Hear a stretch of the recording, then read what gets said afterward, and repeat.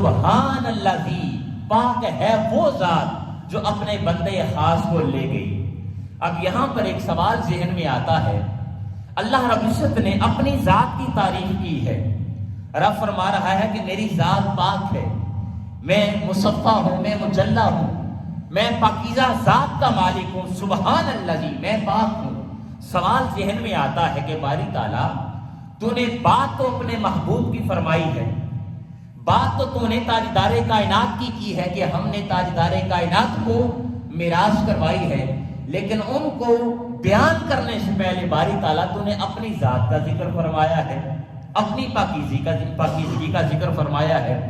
اس کا جواب میں بعد میں دیتا ہوں، ایک اور آیت کریمہ کی طرف آپ کی توجہ دلانا مقصود ہے، اس کو ذرا سنیے گا اور اس کے بعد پھر میں کمپیریزن کرتا ہوں۔ دوسری آیت کریمہ سورہ الفتح آیت نمبر 29، اللہ رب العزت نے ارشاد فرمایا محمد الرسول اللہ، محمد صلی اللہ علیہ وسلم اللہ کے کیا ہے بولیے؟ رسول ہیں، اللہ کے نبی ہیں۔ جب یہ بات بیان فرما دی تو آگے کیا ارشاد فرمایا والذین معہ اشداء علی الکفار رحماء بینہم۔ اس کے بعد تاجدار کائنات کی ذات کا ذکر کرنے کے بعد رب کائنات نے صحابہ کا ذکر فرمایا اور ارشاد فرمایا کہ جو آقا کے صحابی ہیں جب وہ کفار کے سامنے آتے ہیں تو ان کے سامنے لوہا بن جاتے ہیں، اور یہی آقا علیہ السلام کے صحابی جب ایک دوسرے کے ساتھ ملتے ہیں تو بالکل نرم اور ملائم ہو جاتے ہیں۔ صحابہ کرام کی بات کو بیان فرمایا، صحابہ کی بات کو بیان کرنے سے پہلے اللہ رب العزت نے تاجدار کائنات کا ذکر فرمایا ہے۔ یہاں پر بھی وہی اسلوب رکھا گیا ہے۔ پہلی آیت کریمہ میں یہاں پر کیا ہے، جب آقا علیہ السلام کی بات کرنا چاہی تو رب کائنات نے اس کی ابتدا اپنی ذات سے فرمائی ہے، اور یہاں پر جب صحابہ کرام کی بات کرنا چاہی تو خالق کائنات نے اس کی ابتدا تاجدار کائنات حضرت محمد مصطفیٰ صلی اللہ علیہ وسلم آپ سے فرمائی۔ حاضرین محترم، اب خالق کائنات سے پوچھتے ہیں مولا کیا ماجرا ہے کہ تو نے پہلے صحابہ کرام کا ذکر فرمایا اور ان کا ذکر کرنے سے پہلے تاجدار کائنات کا ذکر فرمایا، اور یہاں پر محبوب مکرم کا ذکر فرما رہا ہے، اور آقا علیہ السلام کا ذکر کرنے سے پہلے باری تعالیٰ تو اپنی ذات کا ذکر فرما رہا ہے۔ تو خالق کائنات ارشاد فرماتا ہے کہ پہلے میں نے جب صحابہ کرام کا ذکر فرمایا تھا تو صحابہ کرام کا ہے مضمون، لیکن صحابہ کے مضمون کا جو عنوان رکھا وہ عنوان تاجدار کائنات کی ذات کو رکھا، آقا علیہ السلام کی ذات کو رکھا۔ اور اسی طرح جب میں نے محبوب مکرم کی ذات کو بیان کرنا چاہا تو ان مضامین کے اوپر جس چیز کو میں نے عنوان بنایا وہ اپنی ذات کو عنوان بنایا۔ آپ جانتے ہیں کہ ہم جب کوئی کتاب خریدتے ہیں تو پہلے اس کے مضامین پڑھتے ہیں یا عنوان پڑھتے ہیں؟ بولیے ذرا بھائی، ہم عنوان ٹائٹل دے کر کتاب خریدتے ہیں نا۔ تو تاجدار کائنات صلی اللہ علیہ وسلم آپ کی اس معجزہ معراج کو جب خالق کائنات نے بیان کرنا چاہا تو اس سے پہلے اپنی ذات کو بیان فرمایا، اور کیا ارشاد فرمایا سبحان الذی، پاک ہے میری ذات جو تاجدار کائنات صلی اللہ علیہ وسلم کو مسجد حرام سے مسجد اقصی پھر ساتوں آسمانوں کی سیر کرواتے ہوئے لامکان پر اپنے دیدار کے لیے طلب فرمایا۔ وہ آقا علیہ السلام کی ذات کو ذکر کرنے سے پہلے اللہ رب العزت نے اپنی ذات کو ذکر فرمایا، پہلی بات۔ پھر بعض ائمہ بیان کرتے ہیں کہ جو لفظ سبحان ہے یہ قسم کے لیے استعمال ہوتا ہے۔ کس کے لیے بولیے؟ قسم کے لیے۔ بعض لوگ یہ اعتراض کرتے ہیں اور یہ کہتے ہیں کہ آقا علیہ السلام کو رب کائنات نے یہ جو معراج کروائی ہے یہ خواب میں معراج کروائی ہے۔ کس میں بولیے؟ خواب میں معراج ہوئی ہے۔ یاد رکھیے خواب آنا یہ کوئی بڑی بات نہیں ہے، ہاں جو نبی کا خواب ہوتا ہے وہ سچا ہوتا ہے۔ اگر یاد رکھیں آقا علیہ السلام کو معراج فقط خواب میں کروائی جاتی تو اللہ رب العزت اتنی بڑی قسم اٹھاتا؟ بھائی جتنی چھوٹی بات ہوتی ہے اس کے لیے قسم اٹھائی نہیں جاتی، اگر بات بڑی ہو تو اس کے لیے قسم اٹھائی جاتی ہے۔ تو آقا علیہ السلام کی معراج کو بیان کرنے سے پہلے خالق کائنات نے اپنی پاکی کو بیان فرمایا ہے اور اپنی ذات کی قسم کھائی ہے۔ پھر اسی طرح دوستان سی وقات سبحان کے لفظ پر اگر ہم غور کریں تو سبحان کا جو لفظ ہے اس کا معنی ہوتا ہے کہ اللہ کی ذات وہ ہے جو کمی سے پاک ہے۔ کس سے بولیے؟ کمی سے پاک ہے، نقص سے پاک ہے، کمزوری سے پاک ہے رب کائنات کی ذات عظیم وقار۔ اب جو لوگ یہ اعتراض کرتے ہیں کہ آقا علیہ الصلوۃ والسلام نے جو معراج کی ہے وہ خواب میں کی ہے، حضور نبی کریم صلی اللہ علیہ وسلم کو رب کائنات نے معراج ظاہراً نہیں فرمائی، تو دوستان سی وقار اب یہاں پر ایک اور بات بیان کرنا چاہتا ہوں۔ حضور شیخ الاسلام فرماتے ہیں کہ حضور نے تو یہ دعویٰ ہی نہیں کیا، بات سمجھیے گا، حضور نے یہ دعویٰ ہی نہیں کیا کہ میں رات کو گیا اور میں نے معراج کی ہے، میں رب کائنات سے ملاقات کر کے تھوڑے سے وقت میں واپس زمین پر پلٹ آیا، مکہ میں آ گیا۔ نہیں دوستان عزیز وقار، یہ دعویٰ مصطفیٰ کا نہیں بلکہ یہ دعویٰ خدا کا ہے۔ کس کا ہے بولیے؟ خدا کا ہے۔ اس آیت کریمہ کا مطالعہ کیجئے، رب کیا فرما رہا ہے؟ بنی اسرائیل کی آیت نمبر 1 ارشاد فرمایا، سبحان الذی اسری بعبدہ لیلا من المسجد الحرام الی المسجد الاقصی، پاک ہے وہ ذات جو اپنے بندے خاص کو لے گئی۔ اب لے جانے والی ذات کس کی ہے؟ اللہ رب العزت کی۔ اب جو بندہ یہ اعتراض کر رہا ہے کہ آقا علیہ الصلوۃ والسلام کو ظاہراً معراج نہیں ہوئی، اس کا مطلب یہ ہے کہ وہ خالق کائنات کی ذات میں کمی تلاش کر رہا ہے، جبکہ اللہ رب العزت کی ذات زیباکار وہ کمی سے پاک ہے، وہ کجی سے بولیے پاک ہے۔ دوستان زیباکار، آئیے اب ایک اور بات یہاں پر آپ کے ذوق کی خاطر کر دیتا ہوں۔ ویسے تو آپ جانتے ہیں کوئی بھی موضوع ہو اس کی تمہید کے لیے چند منٹ درکار ہوتے ہیں، پھر جا کر آہستہ آہستہ وہ موضوع کھلتا ہے، لیکن ہماری مجبوری ہوتی ہے 10-15 منٹ میں ہم نے کسی نہ کسی نتیجے کو بھی آپ کے گوش گزار کرنا ہوتا ہے۔ اب آئیے آقا علیہ الصلوۃ والسلام کا ایک پہلو بیان کر دیتا ہوں۔ کسی کو اگر دعوت دینی ہو تو دعوت دینے کے مختلف طریقے ہوتے ہیں۔ پہلا طریقہ ہوتا ہے دعوت دینے کا کہ ہم اس کو پیغام بھیجتے ہیں۔ پیغام کی مختلف شکلیں ہو سکتی ہیں، ہم ٹیلی فون کر دیتے ہیں، کال کر دی، اس کو SMS کر دیا، جی مختلف خط لکھ دیا، تو یہ پیغام بھیج کر ہم اس کو دعوت دے دیتے ہیں، پہلے زمانے میں جو طریقہ رائج تھا۔ پھر اگر وہ بندہ وہ ہمارا تھوڑا سا قریبی ہو، ہمارا رشتہ دار ہو، ہم سے تعلق رکھنے والا ہو، تو ہم پھر کیا کرتے ہیں، دعوت کے ساتھ ساتھ ہم اس کے لیے سواری بھی بھیج دیتے ہیں۔ بولیے ذرا کیا بھیجتے ہیں؟ ہم اس کے لیے سواری بھی بھیج دیتے ہیں، اس کے لیے کار بھیج دی، جو گاڑی آپ کو میسر ہے اس کے لیے بھیج دیتے ہیں، تاکہ وہ آسانی کے ساتھ ہمارے پاس اس دعوت پر پہنچ سکے۔ پھر اگر وہ شخص آپ کا اور زیادہ قریبی ہو، دل سے محبت کرنے والا ہو، آپ کو چاہنے والا ہو، تو اس کے لیے طریقہ کیا اپنایا جاتا ہے؟ اس کو پیغام بھی بھیجا جاتا ہے، اس کے لیے سواری بھی بھیجی جاتی ہے، اور اپنا نمائندہ خصوصی بھی اس شخص کے لیے بھیج دیا جاتا ہے، تاکہ جاؤ اور اس شخص کو ہماری دعوت میں ساتھ لے آؤ۔ حاضرین محترم، اب آئیے آقا علیہ الصلوۃ والسلام کی اس معجزے کو دیکھتے ہیں کہ رب کائنات نے کون سا طریقہ اپنایا۔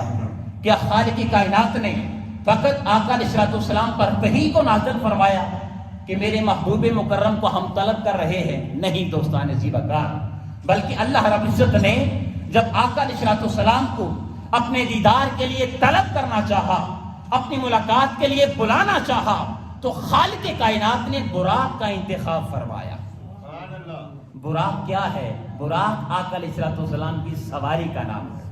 اور یہاں پر آپ کو ویسے ایک چیز ذوق کے لیے بیان کر دیتا ہوں، براق سے مجھے بڑی دلی محبت تھی شروع سے ہی نا، جب سے میں نے اس کے طور طریقے پڑھے تھے، اس لیے کہ جب آقا علیہ الصلوۃ والسلام اس پر سوار ہوئے نا، تو یہ خوشی کے مارے ناچنے لگتا ہے، خوشی کے مارے اچھلنے لگتا ہے۔ سیدنا جبریل امین علیہ السلام فرماتے ہیں کہ اے براق رک جا، خدا کی عزت کی قسم، جو سوار آج تم پر سوار ہوا ہے ایسا سوار کبھی تم پر سوار نہیں ہوا۔ اس براق کی مجھے یہ ادا بڑی پسند آئی۔ تو بھی میرا بیٹا جو ہے اس کی عمر ہو چکی ہے 2.5 سال، جب وہ پیدا ہوا تو میں نے اس کا نام ہی براق محمد رکھ دیا، یعنی اسی مناسبت کی وجہ سے۔ تو حدیث محترم بیان کر رہا تھا کہ اللہ رب العزت نے کون سا طریقہ اپنایا۔ رب کائنات نے براق سواری کو بھی بھیجا اور اپنا نمائندہ خصوصی، اور وہ کون ہے؟ جو سید الملائکہ ہے، تمام فرشتوں کا سردار، تمام ملائکہ کا سردار سیدنا جبریل امین علیہ السلام، ان کو بھی اس براق کے ساتھ تاجدار کائنات صلی اللہ علیہ وسلم کی بارگاہ میں بھیجا کہ جائیے اور آقا علیہ الصلوۃ والسلام کو لا مقام پر بلائیے، ہم ان سے ملاقات کرنا چاہتے ہیں۔ تو یہ طریقہ اپنایا۔ اب یہاں پر ایک اور بات عرض کرنا چاہتا ہوں، یاد رکھیے جب رب کائنات نے براق کو بھیجا اور اسی طرح سیدنا جبریل امین علیہ السلام کو آقا علیہ الصلوۃ والسلام کو طلب کرنے کے لیے بھیجا، تو اس وقت لے جانے کے ساتھ ساتھ خالق کائنات کی ذات خود بھی موجود تھی۔ اب وہ پچھلے دنوں بھی ہم ایک خطاب کر رہے تھے تو اجاز صاحب کہتے ہیں کہ ان کو یہ چیزیں ہضم بھی پتہ نہیں ہوتی ہیں یا نہیں ہوتی، لیکن ہضم کیجیے گا، میں آگے آپ کو کوئی ایک دو دلیل بھی پیش کر دوں گا۔ یاد رکھیے جب آقا علیہ الصلوۃ والسلام کو بلانا چاہا تو سواری براق بھی بھیجی، اپنا نمائندے خصوصی سیدنا جبریل امین علیہ السلام کو بھی روانہ کیا، اور خالق کائنات خود تاجدار کائنات کو لینے کے لیے بھی آئے۔ ہضم ہوئی ہے یا نہیں ہوئی؟ آگے چلتا ہوں۔ حاضرین محترم یاد رکھیے، اگر کسی کے ذہن میں یہ خیال آئے کہ اللہ رب العزت کی ذات کیا اس وقت جب حضور کی ذات معراج پر جا رہی تھی تو آقا علیہ الصلوۃ والسلام کے ساتھ تھی یا نہیں تھی؟ آئیے دوسری دلیل بھی قرآن سے دیتا ہوں۔ قرآن سے ہم مطالعہ کرتے ہیں۔ جب آقا علیہ الصلوۃ والسلام مکہ سے ہجرت کر رہے تھے مدینہ کی طرف، تو راستے میں آقا علیہ الصلوۃ والسلام نے 3 دن اور 3 راتیں قیام کیا۔ کہاں پر بولیے؟ غار ثور کے اندر۔ اور آقا علیہ الصلوۃ والسلام کی معیت میں کون تھا؟ سیدنا صدیق اکبر رضی اللہ تعالیٰ عنہ۔ اب جانتے ہیں کہ جب کفار مشرکین تلاش کرتے کرتے تاجدار کائنات کو وہ غار ثور کے دانے پر آ گئے تھے۔ اب جنہوں نے غار ثور کو دیکھا ہے وہی اس چیز کو بیان کر سکتے ہیں، ہم نے تو فقط ابھی تک سنا ہے۔ اللہ رب العزت سب کو زیارت نصیب فرمائے۔ اب بیان یہ کرتے ہیں کہ غار ثور کا نقشہ کچھ یوں ہے کہ اگر آپ یوں پاؤں کی جانب سے بیٹھ کر جھک کر اس غار کے اندر دیکھتے ہیں تو سارا اندرونی منظر وہ نظر آتا ہے۔ ایسی بات ہے، اندر سے سارا کچھ نظر آتا ہے۔ جب کفار مشرکین تلاش کرتے کرتے آقا علیہ الصلوۃ والسلام کو غار ثور کے دانے پر آ گئے تو سیدنا ابو بکر صدیق رضی اللہ تعالیٰ عنہ آپ گھبرا جاتے ہیں، آپ تھوڑا سا ڈر گئے۔ آقا علیہ الصلوۃ والسلام کی بارگاہ میں عرض کرتے ہیں، یا رسول اللہ صلی اللہ علیہ وسلم مجھے خوف ہے۔ یاد رکھیے سیدنا صدیق اکبر رضی اللہ تعالیٰ عنہ آپ کو اپنی ذات کا خوف نہیں تھا، عاشق تھے، آقا علیہ الصلوۃ والسلام کی ذات میں فنا تھے، آقا علیہ الصلوۃ والسلام کی ذات میں فنا تھے۔ دوستان زیوکار سیدنا ابو بکر صدیق اپنی ذات کا خوف نہیں تھا کہ کفار مجھے نقصان پہنچائیں گے، مجھے نقصان پہنچائیں گے، نہیں۔ اگر ان کو خوف تھا تو تاجدار کائنات کا خوف تھا کہ یا رسول اللہ مجھے ڈر ہے، مجھے گھبراہٹ ہو رہی ہے کہ کہیں کفار مشرکین آپ کو نقصان نہ پہنچائیں۔ تو آقا علیہ الصلوۃ والسلام نے آگے جو جملہ ارشاد فرمایا اسی جملے کی خاطر میں نے یہ چیز بیان کی ہے۔ حضور نے کیا ارشاد فرمایا؟ فرمایا قرآن میں لا تحزن ان اللہ معنا، اے ابو بکر آپ غم نہ کیجئے بلکہ اللہ کی ذات بھی ہمارے ساتھ ہے۔ سبحان اللہ، اللہ کی ذات بھی ہمارے ساتھ ہے۔ دوستان زیوکار اب دیکھیں، سفر تو کر رہے تھی تاجدار کائنات اور سیدنا صدیق اکبر رضی اللہ تعالیٰ عنہ کتنے تھے بولیے؟ 2 تھے۔ تو آقا علیہ الصلوۃ والسلام نے کیا ارشاد فرمایا؟ اے ابو بکر صدیق ڈرنے کی گھبرانے کی ضرورت نہیں ہے بلکہ ہمارے ساتھ تیسرا خدا کی ذات بھی ہے۔ لا تحزن ان اللہ معنا بیان کرنا یہ مقصود ہے کہ اگر تاجدار کائنات مکہ سے چلے مدینہ کی طرف، یہ کتنا فاصلہ ہے بھائی؟ چند 100 کلومیٹر بنتے ہیں نا۔ اگر تاجدار کائنات مکہ سے مدینہ کی طرف روانہ ہوں تو خالق کائنات تاجدار کائنات کے ساتھ ہوتا ہے۔ تو وہ وقت جب رب کائنات نے مسجد حرام سے مسجد اقصی، پھر مسجد اقصی سے سدرۃ المنتہا، پھر سدرۃ المنتہا سے لامکاں پر بلا کر اپنا دیدار کروایا، ایمانداری سے بتائیے کیا اس وقت خالق کائنات کی ذات آقا کی ذات کے ساتھ نہیں تھی؟ جی حضور کی ذات کے ساتھ نہیں تھی؟ دوستان سیوکار، اب بھی اگر بات سمجھ آپ کو نہ آئے، ایک اور دلیل پیش کرتا ہوں۔ اللہ رب العزت نے قرآن کریم کے اندر ارشاد فرمایا، نحن اقرب الیہ من حبل الورید۔ یہ اسپیکر بند کر دیں، یہ بٹن دبا دیں۔ نحن اقرب الیہ من حبل الورید، ہم ہر انسان کی شارگ سے بھی زیادہ قریب ہیں۔ کس سے بولیے؟ انسان کی شارگ سے بھی زیادہ قریب ہیں۔ اور اللہ کی ذات جو ہے، یاد رکھی، وہ ہر انسان کی شارگ سے زیادہ قریب ہے۔ یہ نہیں ہے کہ میری شارگ سے زیادہ قریب ہے، ان کی شارگ سے نہیں، ان کی نہیں دوستان جیوکار، اللہ رب العزت ہر انسان کی شارگ سے اس کے زیادہ قریب کیا ہے؟ قریب ہے۔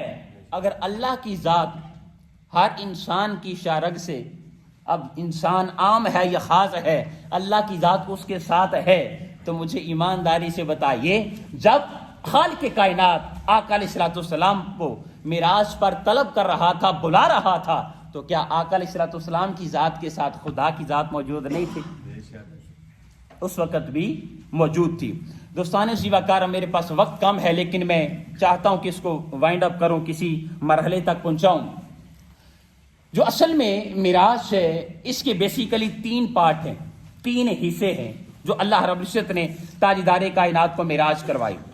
اس میں جو پہلا حصہ ہے وہ ہے مسجد حرام سے لے کر مسجد اقصی تک، یہ ایک پارٹ ہے۔ پھر اس کے بعد دوسرا مرحلہ ہے مسجد اقصی سے لے کر سدرۃ المنتہا تک، اور جو تیسرا مرحلہ ہے وہ ہے سدرۃ المنتہا سے لے کر لامکاں تک۔ بولیے کتنے پارٹ ہوئے؟ 3 مرحلے ہوئے، 3 حصے ہو گئے۔ اس لیے کہ آقا علیہ الصلوۃ والسلام کی جو ذات ہے، تاجدار کائنات کی جو شخصیت ہے، تاجدار کائنات کی شخصیت کے بھی 3 گوشے ہیں، ذات کے بھی 3 حصے ہیں۔ آقا علیہ الصلوۃ والسلام کی شخصیت کا ایک گوشہ ہے، اس کو کہتے ہیں بشریت، بشر، دوسرا گوشہ ہے نورانیت، اور تیسرا گوشہ ہے حقیقت۔ اب میرے پاس وقت نہیں ہے کہ میں اس بحث میں پڑھوں، لیکن اختصار کے ساتھ 1-2 باتیں کر کے اجازت چاہتا ہوں۔ جب آقا علیہ الصلوۃ والسلام مسجد حرام سے مسجد اقصی کی طرف روانہ ہوئے تو دیکھا کہ راستے میں سیدنا موسیٰ علیہ السلام اپنی قبر میں کھڑے ہو کر صلات پڑھ رہے ہیں۔ بولیے ذرا کیا کر رہے ہیں؟ صلات پڑھ رہے ہیں۔ اب یہاں پر صلات کا معنی آپ کی گوش گزار کرنا مقصود ہے۔ حضور شیخ الاسلام ڈاکٹر محمد طاہر القادری مدد اللہ علیہ آپ بیان کرتے ہیں کہ صلات کا یہ معنی نہیں ہو سکتا کہ موسیٰ علیہ السلام اپنی قبر میں کھڑے ہو کر نماز پڑھ رہے تھے۔ گاہے بگاہے میں صلات کے معنی آپ کے گوش گزار کرتا رہتا ہوں، کسی 56 معنی ہے لفظ صلات کے، تو جو معروف ہیں وہ ایک معنی ہے درود بھیجنا اور ایک ہے نماز پڑھنا، نماز قائم کرنا۔ تو موسیٰ علیہ السلام اپنی قبر میں کھڑے ہو کر نماز ادا نہیں کر رہے تھے۔ ارے یہ کیسے ممکن ہے کہ ادھر سید الانبیاء، سید الرسل، تاجدار کائنات صلی اللہ علیہ وسلم آپ کا گزر ہو اور موسیٰ علیہ السلام اپنی قبر میں کھڑے ہو کر نماز ادا کر رہے ہوں؟ بلکہ نماز نہیں، صلات کا معنی یہاں پر کیا لیا جائے گا کہ جب آقا علیہ الصلوۃ والسلام کی سواری براق آپ کی قبر مبارک کے پاس سے گزرا تو موسیٰ علیہ السلام تاجدار کائنات پر درود و سلام پڑھ رہے تھے، آقا علیہ الصلوۃ والسلام پر درود بھیج رہے تھے۔ اب یہاں پر بھی بہت ساری باتیں ہیں، لیکن اختصار کرتا ہوں، آگے چلیے۔ آقا علیہ الصلوۃ والسلام نے مسجد اقصی میں تمام انبیاء کرام کی امامت کروائی تو آقا علیہ الصلوۃ والسلام کی شخصیت کا جو ایک گوشہ ہے جس کو بشریت کہتے ہیں، جب تمام انبیاء کی، رسول کی امامت کروائی تو آقا علیہ الصلوۃ والسلام کی بشریت کی معراج ہو گئی، بشریت کی معراج ہوئی۔ پھر یہاں سے سفر جب آسمان کی طرف سدرۃ المنتہا کی طرف جاری ہوتا ہے تو پہلے آسمان پر پہنچے تو وہاں پر آقا علیہ الصلوۃ والسلام کی ملاقات سیدنا آدم علیہ السلام سے ہوئی۔ دوسرے آسمان پر تاجدار کائنات صلی اللہ علیہ وسلم کی ملاقات سیدنا عیسیٰ علیہ السلام اور سیدنا یحییٰ علیہ السلام سے ہوئی، تیسرے آسمان پر سیدنا یوسف علیہ السلام سے ملاقات ہوئی، چوتھے آسمان پر سیدنا ادریس علیہ السلام سے ملاقات ہوئی، پانچویں آسمان پر سیدنا ہارون علیہ السلام سے ملاقات ہوئی، چھٹے آسمان پر سیدنا موسیٰ علیہ السلام سے ملاقات ہوئی، اور ساتویں آسمان پر جب تاجدار کائنات پہنچے تو حضور کی ملاقات سید الانبیاء جد الانبیاء سیدنا ابراہیم علیہ السلام سے ہوتی ہے۔ انبیاء سے ملاقات کرتے کرتے سدرۃ المنتہا پر پہنچی۔ سدرۃ المنتہا پر تمام فرشتے اللہ رب العزت کی بارگاہ میں عرض کرتے ہیں، باری تعالیٰ معلوم نہیں کون سا وقت آئے گا کہ جب ہم 70 ہزار کی ٹولی بنا کر تاجدار کائنات کے گنبد خضرا کا طواف کیا کریں گے، وہاں پر درود و سلام پڑھا کریں گے، ہماری باری پتہ نہیں کب آئے گی۔ باری تعالیٰ آج کی رات تو اپنے سب سے برگزیدہ نبی حضرت محمد مصطفیٰ صلی اللہ علیہ وسلم کو اپنے دیدار کے لیے، اپنی ملاقات کے لیے طلب کر رہا ہے۔ مولا ہم چاہتے ہیں کہ ہم بھی حضور کا دیدار کر لیں، ہم بھی تاجدار کائنات کا دیدار کریں۔ رب کائنات نے ارشاد فرمایا، اے فرشتو پوری کائنات سے سمٹ کر سدرۃ المنتہا کے مقام پر جمع ہو جاؤ۔ سدرۃ المنتہا کے مقام پر جب تمام فرشتے جمع ہو گئے اور جب تاجدار کائنات وہاں سے گزرے تو تمام فرشتوں نے تاجدار کائنات کا مکھڑا تک لیا، آقا علیہ الصلوۃ والسلام کا دیدار کیا۔ اب آگے جو سفر شروع ہوتا ہے دوستان جیواکار، محبت کا سفر ہے، عشق کا سفر ہے۔ اب سدرۃ المنتہا سے جب آگے بڑھنے لگے، دیکھا براق بھی رک جاتا ہے، سیدنا جبریل امین علیہ السلام بھی رک جاتے ہیں۔ حضور فرماتے ہیں کہ اے براق آگے بڑھو۔ حضور میری یہاں تک کی حد تھی، اے جبریل آگے بڑھو۔ ہاتھ جوڑتے ہیں، عرض کرتے ہیں لو دنوت ان ملاتن لا ترکت، یا رسول اللہ اگر جبریل امین اس مکان سے آگے ایک چیونٹی کے پر برابر بھی آگے بڑھنے کی کوشش کی تو جبریل جل کر راکھ ہو جائے گا۔ میری یہاں تک ہی پرواز تھی، میں آگے نہیں جا سکتا۔ پھر تاجدار کائنات صلی اللہ علیہ وسلم کے لیے دوستان زیواکار ایک سبز رنگ کا ملکوتی تخت لایا جاتا ہے جس کا نام ہے رف رف۔ پہلی سواری کا نام تھا براق، دوسری سواری کا نام کیا ہے بولیے؟ رف رف۔ اور بھی مختلف سواریاں ذکر ہوئی ہیں لیکن اختصار کی وجہ سے ساری چیزیں میں نہیں گزار کر سکتا۔ حاضرین محترم، تاجدار کائنات کے لیے سبز رنگ کا ایک ملکوتی تخت لایا گیا۔ حضور اوپر جلوہ افروز ہوتے ہیں، اب اس پر سفر کر رہے ہیں۔ ایک وقت آتا ہے نوارہ والوں اور ہمارے مہمانوں، ایک وقت آیا کہ جہاں پر وہ رف رف بھی رک جاتا ہے، رف رف بھی رک گیا اور حضور کی بارگاہ میں عرض کرتا ہے یا رسول اللہ میری پرواز بھی فقط یہاں تک تھی۔ رف رف جب رک جاتا ہے تو آقا علیہ الصلوۃ والسلام کو ایک بقعہ نور میں داخل کر دیا جاتا ہے، نور کے حالے میں داخل کر دیا جاتا ہے۔ اب نور کے حالے میں اللہ رب العزت کی طرف سفر کر رہے ہیں۔ آقا علیہ الصلوۃ والسلام نے وہاں پر تھوڑی سی اجنبیت محسوس کی۔ بھائی نئی جگہ ہو تو انسان تھوڑا سا اجنبیت محسوس کرتا ہے۔ جب حضور وہاں پر پہنچے تو حضور نے تھوڑی سی اجنبیت محسوس کی۔ جب اجنبیت محسوس کی تو غیب سے آواز آتی ہے، کس یا محمد ان ربک یصلی۔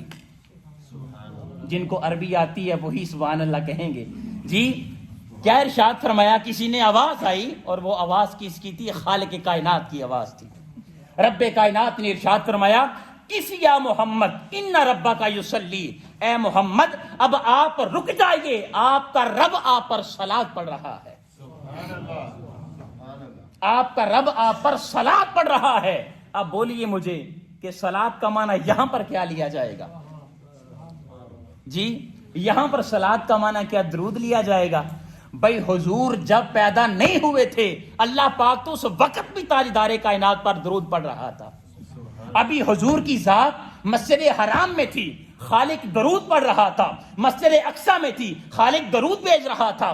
آقا علیہ الصلوۃ والسلام آسمانوں کی سیر کر رہے تھے، خالق تو اس وقت بھی درود بھیج رہا تھا۔ اب وہاں پر مانا کیا ہے؟ کسی یا محمد ان ربک یصلی، اے محمد اب آپ رک جائیے، آپ کا رب آپ پر صلاۃ بھیج رہا ہے۔ حضور شیخ الاسلام ڈاکٹر محمد طاہر القادری مدد لالی یہاں پر فرماتے ہیں کہ یہاں پر صلاۃ کا معنی درود بولیے نہیں لیا جائے گا، یہاں پر صلاۃ کا معنی کیا لیا جائے گا کہ رب کائنات نے ارشاد فرمایا کف یا محمد ان ربا کا یصلی، اے محمد اب آپ رک جائیے، آپ کا رب آپ کے استقبال کے لیے آ رہا ہے، آپ کا رب آپ کے استقبال کے لیے آپ کے قریب آ رہا ہے۔ دوستان زیباکار، اس لیے اب کتنا قریب ہوا ثم دنا فتد اللہ۔ اب میں آپ کے سامنے کیا کیا چیز یہاں پر بیان کروں اتنے وقت میں، اسی پر اکتفا کرتا ہوں اور